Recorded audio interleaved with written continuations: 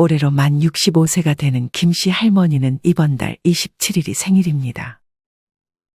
그래서 지난달 1일부터 신청할 수 있었던 기초연금을 하루도 지체하지 않고 신청했습니다. 그로부터 한 달이 지나 할머니에게 통지서가 날아왔지만 그 통지서에는 기초연금을 못 받는다는 내용이 들어 있었습니다. 한 달에 기초연금 최대 금액인 33만 원을 받기를 손꼽아 기다렸는데 이는 할머니에게 청천벽력과도 같은 일이었습니다. 재산도 많지 않았고 옆집에 잘 사는 이씨 할아버지도 받은 기초연금을 할머니는 어째서 1원도 받지 못했던 것일까요? 할머니에게는 이남 일녀의 자식이 있었습니다. 그중 둘째 아들이 몇 달 전 자신의 보험료를 절감하기 위해 엄마와 공동 명의로 차를 구입했는데 차의 가격이 5천만 원이었습니다. 그 차에 대해서는 둘째 아들의 지분율이 99%였고 김 씨의 지분율은 1%에 그쳤어서 크게 걱정을 하지 않았습니다. 하지만 알고 보니 이렇게 지분율이 1%밖에 되지 않아도 공동 명의로 차를 구매한 경우 차량가액 전체가 부모님 재산으로 반영되는 것이었습니다. 즉 5천만 원인 차의 지분을 1% 보유한다고 해서 50만 원만 재산으로 보는 것이 아니라 김 씨가 5천만 원의 차를 소유한 것이 되는 것입니다. 재산이 많지 않아도 차량가액, 즉 차값이 4천만 원 이상이 넘으면 기초연금을 한 푼도 받을 수 없었기 때문에 김씨 할머니는 자식 보험료 몇 푼 아끼려다 33만 원 받을 기초연금을 하나도 받지 못했던 것이었습니다. 이렇게 김씨 할머니처럼 기초연금 받는 날만 손꼽아 기다리고 있다가 내가 예상했던 금액보다 훨씬 금액이 깎이거나 아예 하나도 받지 못하는 경우가 있습니다. 이는 워낙 복잡한 기초연금 관련 제도 때문입니다. 만 65세 이상은 기초연금을 공평하게 지급해주면 이렇게 어르신분들이 헷갈릴 일도 없고 워낙 복잡한 연금 산정에 들어가는 행정비용도 아낄 수 있을 것입니다. 소득 하위 70%에만 지급하는 지금의 기초연금 제도를 얼른 폐지하고 하루빨리 모두에게 공평하게 지급하는 날이 왔으면 좋겠습니다. 기초연금뿐 아니라 국민연금 또한 지급 방식이 매우 까다롭습니다. 이뿐 아니라 국민연금을 받음으로써 오히려 기초연금이 깎이는 국민연금 연계감액 제도로 인해 성실히 국민연금을 과거부터 납부해 오신 분들이 오히려 이것 때문에 기초연금은 감액되고 피부양자 자격까지 박탈되어 건강보험료가 오르는 등 이해가 되지 않는 부분이 많습니다. 애초에 국민연금의 기본 취지는 노후소득 보장과 노후빈곤 해소입니다. 젊을 때 그만큼 열심히 살면서 노후를 위해 꼬박꼬박 낸 연금을 나이 들어 일자리 받아주는 곳이 없을 때 받는 것입니다. 이것 때문에 기초연금을 못 받는다는 것은 부당한 대우입니다. 국민연금 연계감액 제도 등 국민연금 수급자에 대한 불합리한 2중 3중의 페널티를 부과하는 지금의 제도는 빨리 개선되어야 하지 않을까 생각합니다. 그래서 누군가는 우리나라를 국민연금 가입하면 바보 되는 나라라고 묘사하기도 했습니다. 국민연금과 기초연금은 별개로 봐야 하는 것이지 어떻게든 안 주려고 길을 쓰고 있다는 느낌마저 듭니다. 사실 개인이 직장 생활하면서 평생 불입한 국민연금은 기초연금과는 아무런 관련이 없습니다. 이런 식으로 2중 3중으로 국민연금 수급자에게 세금을 부과하면 과연 누가 국민연금에 가입하려고 할까요? 어떤 분은 아내와 자그마한 가게를 운영하고 있는데 잠을 4시간씩 자면서 노력해서 가게를 일궈놨더니 사업소득이 있다고 국민연금의 50%를 토해내라고 해서 600만 원을 납부했다고 합니다.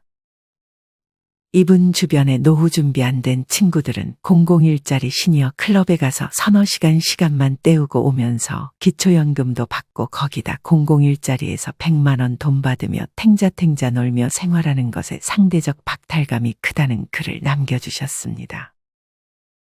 평생 자식들에게 부끄럽지 않게 매일 열심히 살아왔는데 바보가 된 기분이라며 말이죠. 보건복지부의 통계자료에 따르면 작년 기준 국민연금 수급자는 662만 명이고 기초연금과 국민연금을 동시에 받는 분들이 곧 300만 명에 육박할 것이라고 합니다. 비율로 따지면 2014년 기초연금, 국민연금 동시수급자가 30.4%였던 것이 2021년 45% 가까이 늘어났습니다. 여기에 속하는 많은 분들이 국민연금 연계감액 제도로 월 평균 7만 원을 감액받는다고 합니다. 이 제도 때문에 노후에 한 달 생활비 7만 원을 손해보게 되는 것입니다. 국민연금은 1988년부터 시행된 제도이고 기초연금은 한참 뒤인 2014년부터 시행된 제도입니다. 88년부터 성실하게 국민연금을 납부한 분들에게 피해가 가는 것은 역차별에 해당할 수 있습니다. 이런 국민연금 연계감액제도를 악법이라고 말하는 분들이 많습니다. 현재 연금개혁특별위원회에서는 5월 말까지 연금개혁을 완수하고자 논의를 이어가고 있지만 아쉽게도 아직은 국민연금 연계감액제도 폐지에 대한 진전이 보이지는 않는 것 같습니다. 이처럼 성실하게 산 사람들이 역차별을 당하지 않게, 그리고 노인이 되면 여러 가지 변수도 많기 때문에 모든 노인들에게 국민연금 감액 그런 거 없이 기초연금을 지급하는 날이 하루빨리 왔으면 좋겠습니다. 여기 국민연금과 기초연금을 동시에 수령하는 남편을 둔 67세 강 씨가 있습니다. 강 씨 부부에게 따로 재산은 없었고 노후의 소득은 남편이 받는 기초연금과 국민연금이 전부였습니다.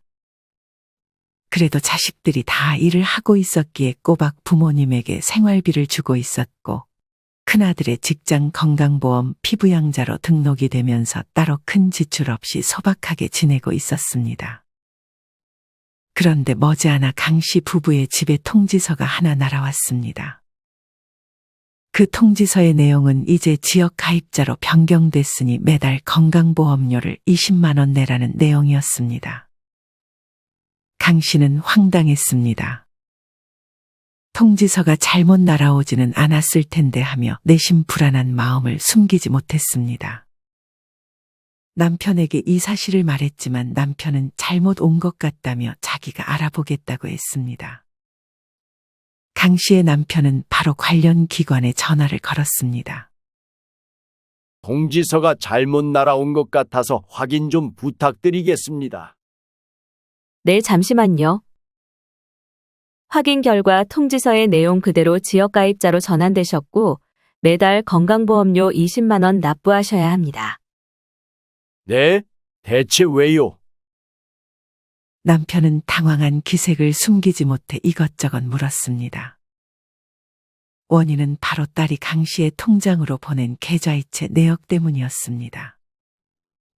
강 씨의 딸은 절세를 위해 강 씨에게 비과세 통장을 빌렸던 것입니다. 딸은 강 씨의 명의로 된 비과세 통장에 3천만 원을 입금했고 어쨌든 이는 강 씨의 이름으로 된 통장이었기 때문에 강 씨의 연소득이 3천만 원으로 책정된 것이었습니다. 하지만 연소득이 2천만 원이 넘으면 피부양자 자격이 탈락된다는 사실을 강 씨와 남편은 알지 못했습니다. 강 씨 부부는 울며 겨자 먹기로 한동안 줄어든 연금으로 생활해야 했고 건강보험료 20만 원을 매달 내야 할 수밖에 없었습니다. 강 씨는 이 억울한 일을 친구 정 씨에게 털어놓았습니다. 정 씨는 강 씨의 말을 듣고 놀랐습니다. 정 씨도 최근에 비슷한 일을 겪었기 때문입니다. 정 씨도 원래 피부양자로 등록되어 건보료를 안 내도 됐었고 국민연금과 기초연금 그리고 소소하게 식당에서 일을 하며 약간의 소득을 얻고 있었습니다. 정 씨는 이대로만 가면 노후에 문제가 없을 것이라 생각했고 평안한 하루하루를 보내고 있었습니다. 하지만 문제는 정 씨의 작은 아들에게 사업자 명의를 빌려준 후부터였습니다. 정 씨의 작은 아들은 공무원이었지만 사업을 하고 싶어 했습니다. 하지만 공무원은 겸직 금지 조항, 즉 공무원 일을 하면서 추가로 돈을 벌 수 있는 다른 일을 하는 것이 금지되어 있습니다. 그래서 작은 아들은 정 씨의 명의를 빌려 몰래 공무원 생활을 하며 사업을 같이 하고 있었습니다. 정 씨는 그냥 아들의 부탁이고 어려운 일도 아니었기에 사업자 명의를 빌려주었습니다. 하지만 문제는 작은 아들이 사업으로 돈을 벌면서 생겼습니다. 명의가 정 씨의 이름으로 되어 있었기에 작은 아들의 사업 소득은 정 씨의 소득으로 잡히게 되었고 곧 피부양자 자격 박탈 요건인 연소득 2천만 원을 넘기게 되면서 정 씨는 매달 15만 원의 건보료를 내야 했습니다. 거기다 사업 소득이 조금씩 늘면서 정 씨가 기초연금을 받는 금액도 반으로 줄어들었습니다.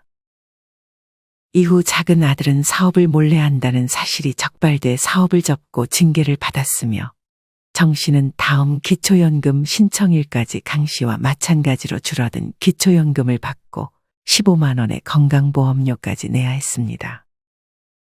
한편 여기 정 씨의 사촌 동생 최 씨가 있습니다. 최 씨는 꽤 많은 재산을 가지고 있었습니다. 집도 한 채 있었고 2억 예금의 보험과 국민연금까지 받았습니다. 하지만 기초연금을 받을 수 있는 나이가 이제 곧 다가왔기 때문에 혹시나 해서 주민센터에 가서 담당자에게 물었습니다. 제가 기초연금 받을 수 있는지 알고 싶어서 왔어요. 그러자 직원이 귀찮은 듯 몇 가지 확인하더니 말했습니다. 지금 본인 이름으로 된 집 있으세요? 국민연금은 얼마 정도 받으세요? 최 씨가 답이 끝나기도 전에 직원이 말을 가로챕니다. 집 있고 국민연금 많이 받으면 기초연금 못 받으실 거예요. 최 씨는 이 직원의 한마디에 기초연금은 못 받는구나 생각하고 집으로 돌아갔습니다.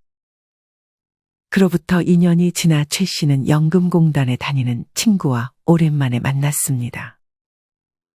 친구가 최 씨에게 묻습니다. 너 기초연금 받고 있어? 아니, 난 못 받는다더라. 혹시나 해서 최 씨는 친구에게 자기가 진짜 못 받는 건지 물었습니다. 하지만 친구는 최 씨가 기초연금을 받을 수 있다고 말했습니다. 친구는 기초연금은 신청해야 나오는 것이라는 것도 알려줬습니다.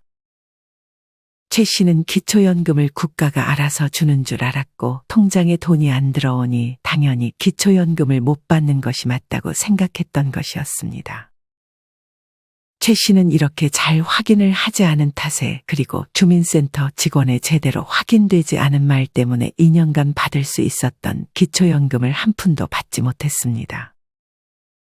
이제 와서 얼굴도 이름도 기억나지 않는 그때 그 주민센터 직원에게 가서 따질 수도 없는 노릇이었습니다.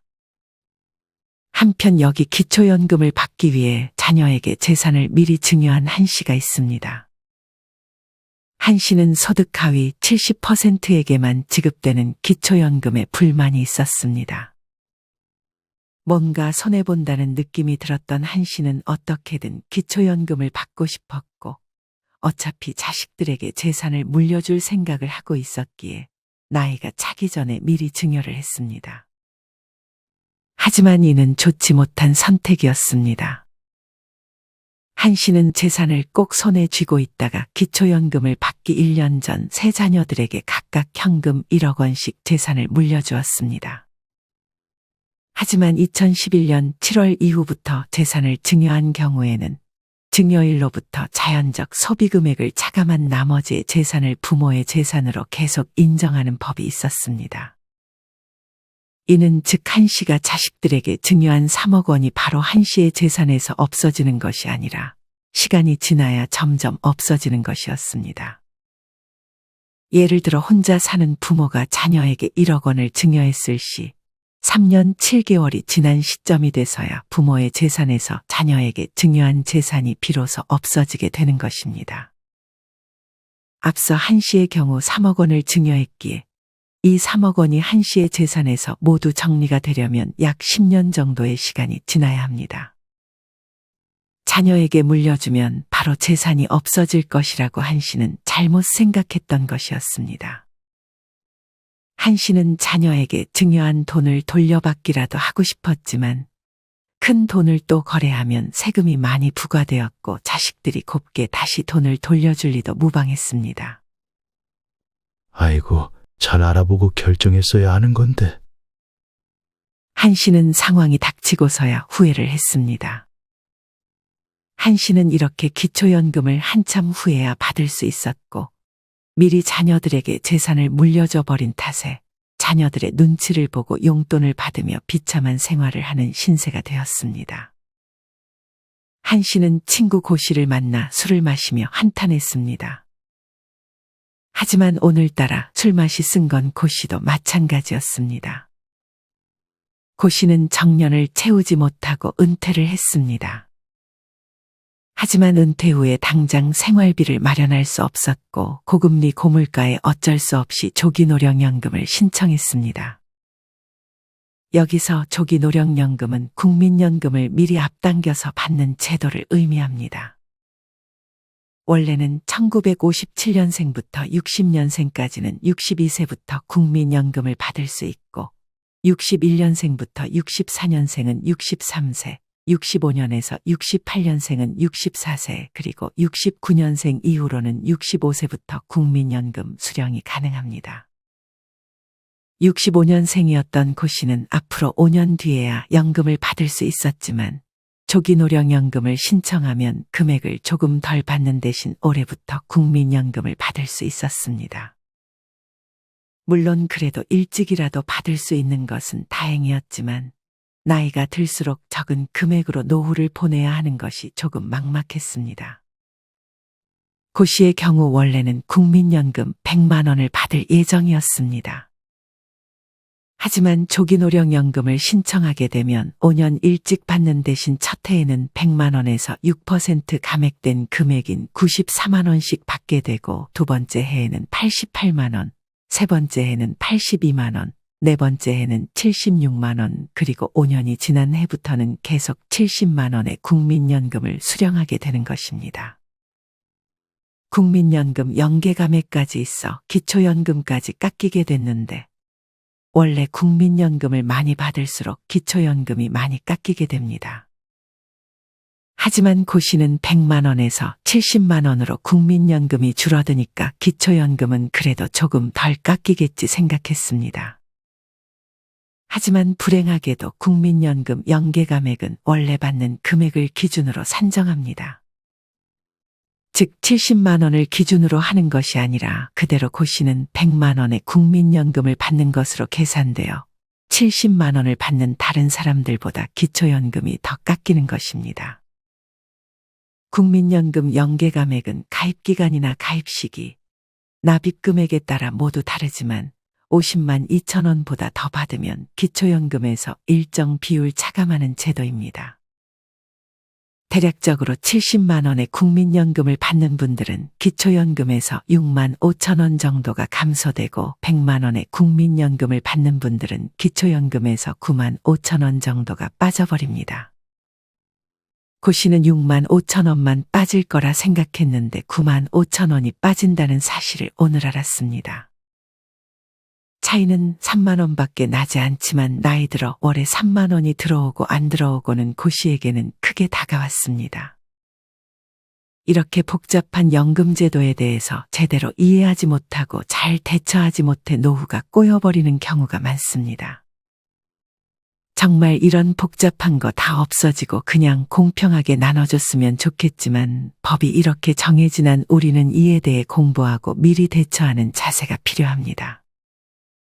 내가 받을 것이라고 예상했던 것을 한순간에 받지 못하게 되는 것은 상상도 하고 싶지 않을 것입니다.